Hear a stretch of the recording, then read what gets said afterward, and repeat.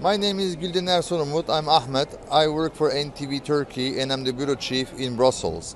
So there has been an agreement between Turkey and Sweden so that Sweden can join the NATO. The terms of the agreement is as follows.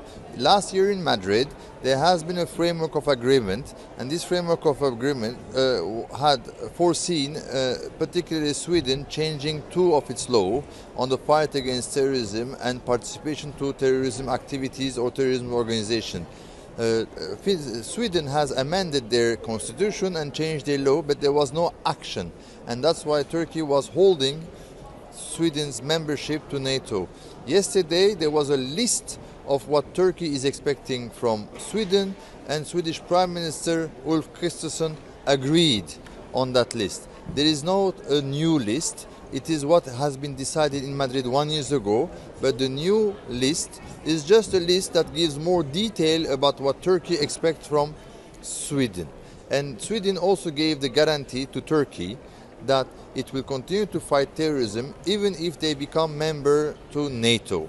So this reassured Turkey that fight against terrorism will be a key priority for Sweden, and that is why President Erdogan has decided to start this ratification process in the Turkish parliament. But this will take a little bit of time because it is a democratic process. However, we think that the latest by autumn, which is October, Sweden membership or ratification process will come to an end, and that Sweden will participate as a full member to NATO. On the other side, there was also on the Article 8 of the Madrid Agreement the issue that Sweden and Finland should have supported Turkey's European path, particularly during defense issue, PESCO and others. So today, Turkey has agreed that Sweden might reiterate its support to Turkey and to Turkey-EU relation, and in particular for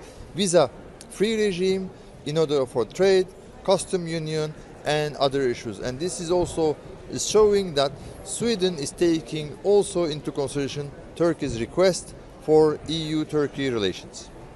Hello, I'm Hilken Doğaç Boran from CNN Turk, and I'm here to talk about the repercussions and the aftermath of the trilateral memorandum that was signed by Turkey, Sweden and the NATO Secretary General. As you know, the situation has been critical and the whole world has been following this because the Secretary General announced yesterday in a surprise, in a snap presser, that Turkey, President Erdogan, has agreed to ratify Sweden's accession protocols for NATO, for joining NATO.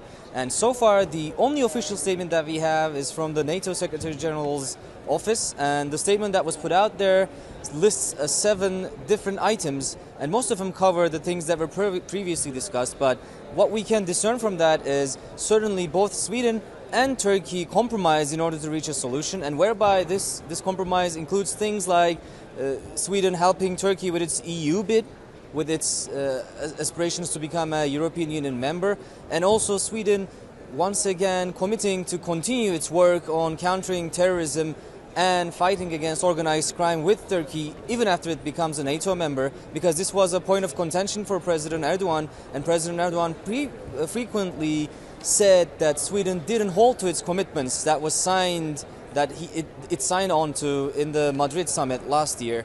And something else we can talk about is also the formation of a new position of a counterterrorism coordination office in NATO, and Secretary General Stoltenberg announced this. And this is really important because it will enable NATO to take the fight against terrorism on a long term, and it will expand these operations, and it will help facilitate the fight against terror both in the alliance, and this will help Turkey, Sweden and the whole alliance, he stated.